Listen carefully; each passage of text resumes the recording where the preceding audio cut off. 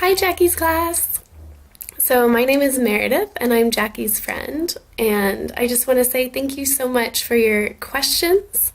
I was really impressed with your English, that you guys can speak really well, and obviously Jackie is also doing a good job of teaching you.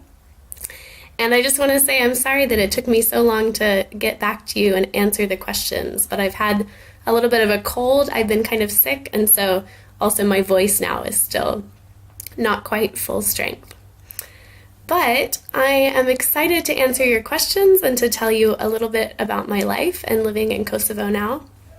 So yeah, I'm actually in Kosovo, so I can show you a little bit outside the window. You can see something of another place. So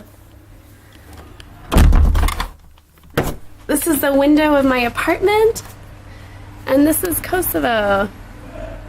I don't know if you can see that well, but it's a cool place to live. There's really beautiful mountains, and this is the city of Peja, which is where I live right now. So yeah, so you guys had lots of good questions, so I'm just going to start with those and answer them. If you don't understand something I say, maybe Jackie can explain more, but you guys are pretty smart, so you'll probably understand. So the first question was, do men in Scotland still like to wear their traditional clothes, like skirts? And this is an interesting question because, yes, men in Scotland do wear traditional clothes, and they look like skirts, but they're actually called kilts. And the Scottish men get very offended, actually, if people tell them they wear skirts, because women wear skirts, but men wear kilts. And so, yeah, so don't tell a Scottish man that he is wearing a skirt, or he might be offended. But they do like to still wear them. They don't wear them every day. They wear them only on really special occasions. So, like, if someone's getting married, the man who's getting married, or maybe his father as well, would wear a kilt. And also for sometimes a sport event, like football matches. They really like football. And so sometimes they'll go to the games and they'll wear kilts. Also for just other like big parties, or there's a thing called ceilidh, which is a type of dance that they do. And so they'll go to these parties called ceilidhs and they'll wear these kilts. And they're very proud of it. So yeah. Second question, what do Germans usually eat for their dinner? Yeah, in Germany, I don't know what it's like in China, but in Germany, people usually have a bigger lunch, and then they have a smaller, like a lighter dinner. And so maybe for lunch they'll eat more meat and potatoes and things, or rice or pasta. But then for dinner it's a little bit less. So they might have soup, or maybe bread and cheese and meat, like sandwiches, or just like vegetables. Sometimes they might have pasta or potatoes too. Yeah. Another question number 3, is Kosovo safe now? Well, yes, I think as you saw in the video, it looks pretty peaceful. For the most part, Kosovo is safe now. There's not a war going on anymore. What sometimes does happen though, like in the spring, there were some protests. And so it wasn't really like violent in Kosovo, but in the capital city, Pristina, some people did go out into the streets, and then they threw like rocks at a government building, and they damaged the building. But that was very unusual, and it was because the people were unhappy with the government. So you do find that even though there's not war, like not fighting anymore, people are not very happy with the government right now. But I feel very safe in Kosovo, and it's a lot safer than it was 15 years ago when there was a war. Question number 4. Why did you go there? Which I think you mean to Kosovo. I came to Kosovo because I really felt like it was what God wanted me to do with my life at this point in my life. And before Kosovo, I was at university in the U.S., in Chicago area, where I met Jackie. And during that time, when I was graduating, finishing my studies, I really felt like I wanted to come back to Europe because I think Jackie told you I grew up in Scotland and Germany. And I wanted to come back to Europe, but I also wanted to go to a new place.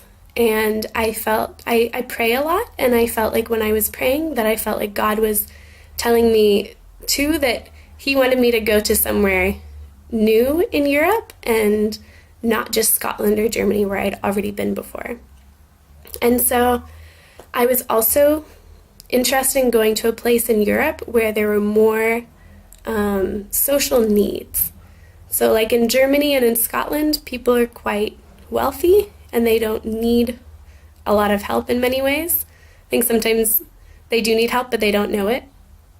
But I wanted to go to a place in Europe where there was where it was poorer and where they needed more kind of help in the culture and in the society.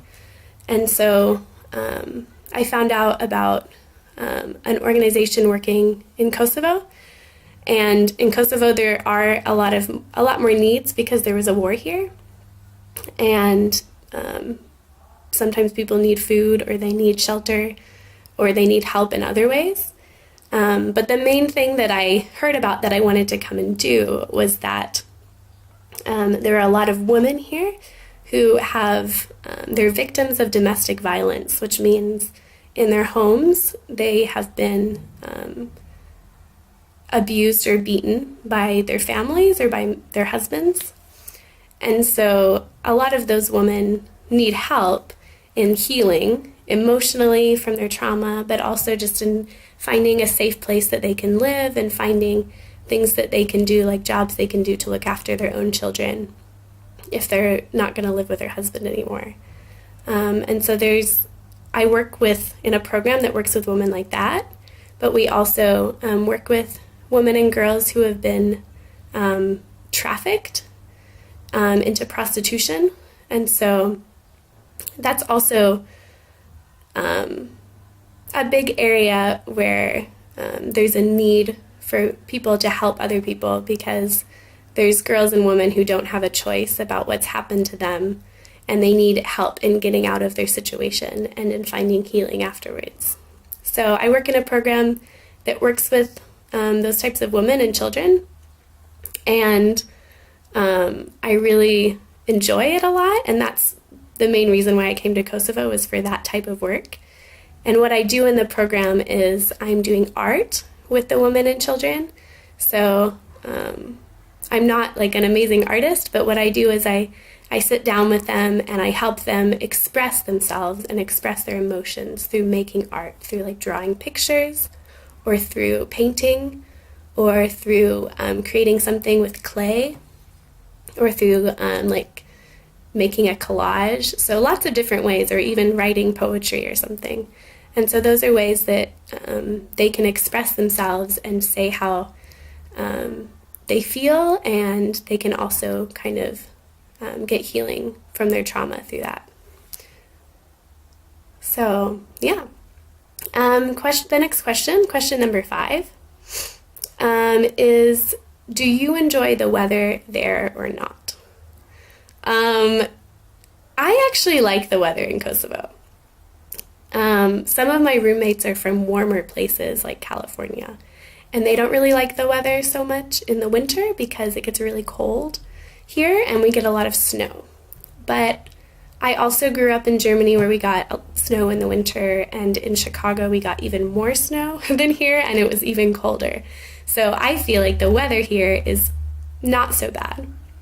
I like the spring and the fall and the summer the best because it's warm but not too hot. I don't like weather that is really hot.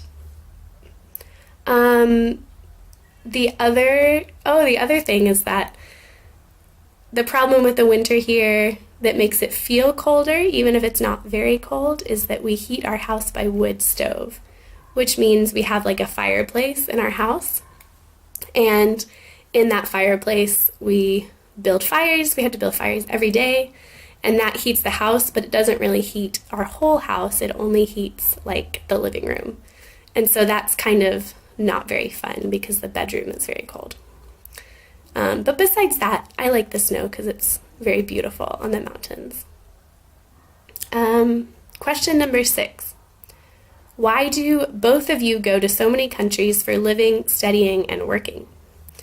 Interesting. I can't speak for Jackie or for Sarah, but I know for myself the answer. When I was a child, so when I grew up I was born in Scotland, lived there for 10 years, then I moved to Germany and lived there for 8 years. So I had no choice, actually, because my parents decided to move to Scotland and Germany, even though they were from the USA. But I enjoyed it. I liked growing up in Europe. I liked Scotland and Germany, and they both kind of feel like home for me.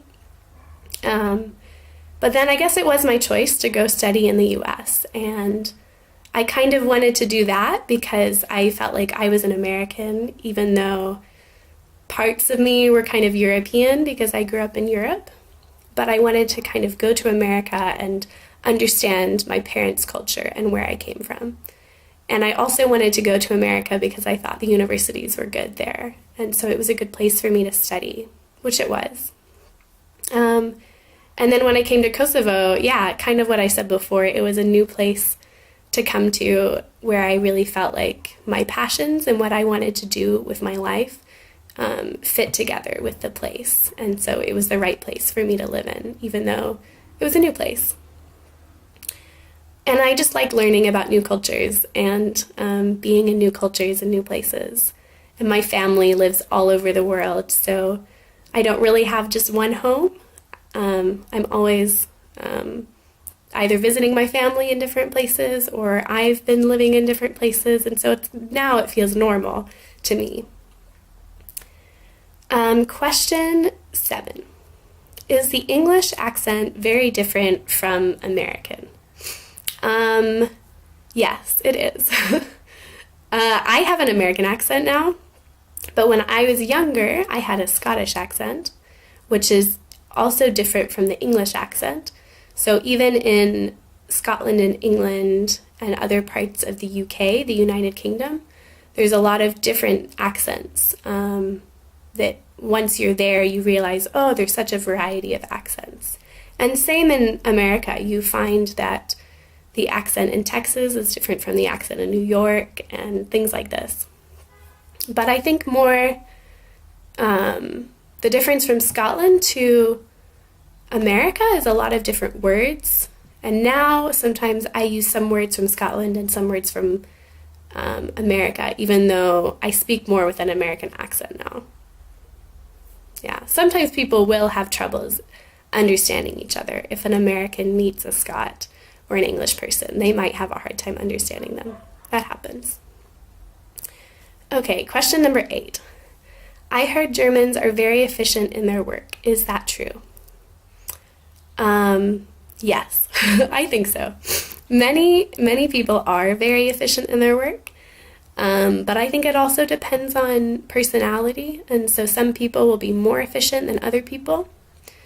But one of the things about Germans is that they're efficient and they value efficiency, but also they can be very direct in the way they communicate. So if they see something that is wrong, then they might tell someone right away so that it can be fixed. And this is their idea of how to keep the whole society very efficient. And I think for some other cultures that don't communicate very directly, Germans can seem rude because they'll say, oh, this is broken, you should fix it. And the person who maybe, is caring for the thing or has something that is broken might feel offended. Like, why did they tell me that? But in Germany, it's quite normal to say, fix this or do this. Just as the society thinks it's a good thing to go ahead and tell people what you want them to do or what you think they should do. And because they think then the society will be more efficient. So it's something good for people who are not from Germany to know when they go to Germany that this is how people will communicate with them. Question number 9. Are the people in Kosovo friendly or hopeful? Because sometimes a war can make people negative, which I think is true. I think that in Kosovo, people are very, very friendly. I don't think they're always hopeful, but I think that they're friendly. And that is something that has really been nice for me living in this culture and has impressed me about Albanians. The people in Kosovo mostly are Albanian ethnic group. So they call themselves Albanian even though they live in Kosovo. And they are known to be very hospitable and to be very friendly to people who are coming from other countries, to foreigners. And so I feel like this is a really good thing in Kosovo, is that people are always being very nice to me and friendly to me on the street, or they'll invite me to their home. And I really like that because I've made a lot of friends here through that. And when I go to someone's home, they give me food and they give me coffee and tea. And that is just really nice. And I think people here are very close with their families, and so they really care for each other and their family, which is a really good thing. I think that they're sometimes not very hopeful though, and they can sometimes be negative about how they feel about life, because they talk about, they say we don't have money, we don't have jobs, which is true. A lot of people don't have jobs here, and they maybe don't have a lot of money. But sometimes they complain about these things, and they say the government isn't very good or it's very corrupt, which are a lot of true things. But I think I'd like to see people have more hope, because I think they also have a lot of good things in Kosovo. Like, the country is very beautiful, and the people and the culture is very kind and very nice. And so I think that sometimes I want to tell people, like, you can have more hope. But I think maybe it is from the war that they have less hope now, because they lost a lot in the war. Question number 10. When you went to another country, what things did you need to adapt to? Wow, this is a big question because I had to adapt to so many things. Mostly a new language. I speak the Albanian language now, which I had to learn. I'm still learning, but now I can communicate pretty well in it. New culture and new traditions. I lived with a local family here for my first 3 months.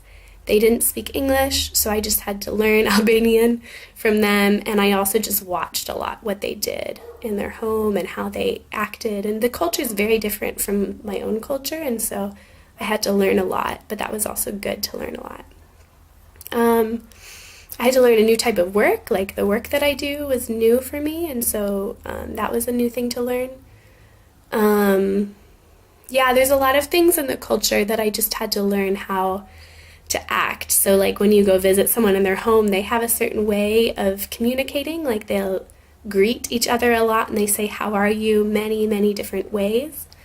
And they have certain places to sit in the living room, and sometimes all the time, if someone walks into the room, you have to stand up from your chair and you have to shake their hand. And these are things that people don't always do in American culture or in German culture or Scottish culture. And so I had to really learn what are the things I have to do in Kosovo so that I am respectful to people. And so I've learned a lot about that. I think a lot of going to a new culture is learning to let go of your own way of doing things and what you think is normal or good, and you just start learning from other people what they think is normal and what is good to do in their culture. And so it's a big learning experience. Okay, question number 11. What kind of food do you like in Kosovo? They have a lot of foods that I like, actually. They have a thing called pita that's like a really thin kind of pastry that they bake in a really big pan. And it can have like cheese inside or garlic or spinach or ground beef. And yeah, it's really good. They have another thing called flea, which is like, if you know like what crepes are, it's kind of like that, but a lot of layers together, and they cook it outside, and it takes several hours to cook, but I really like it. They only make it on special occasions. They eat a lot of peppers, rice, chicken. I like all of those things. Is Kosovo's weather, this is question number 12, is Kosovo's weather better, or is Scotland's weather better? Depends on your preference, actually. Scotland is more rainy, and I kind of like the rain, but I also like the sunshine, and sometimes in Scotland it's always rainy, and so then it's kind of sad because you want it to be sunny. But in Kosovo, there's more sun, but also the winter is colder, so there's more snow in the winter.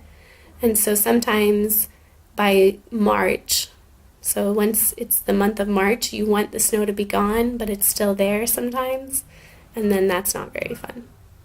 So it depends. I think both are pretty good. Okay, last question. Question number 13. How do you know what is a good price for everything? I just ask people, because sometimes I don't know. In Kosovo, things are cheaper than they are in the US or in Germany. So to me, sometimes I look and I think, that is cheap. It's a better price than I'm used to. And so everything looks like a good price sometimes. But if I really want to know, then I'll ask people who live here and say, is this a good price? And they'll say no, or they'll say, go here to this other store, it's a better price there. And then I just do what the local people tell me to do, because I don't always know. And so sometimes I go shopping with people, or I just ask their advice. Yeah, that's all the questions. I hope that the answers were helpful, and I hope that you have a great day in your class. And it's really fun to kind of meet you through a video. But I hope you have a great day. Bye.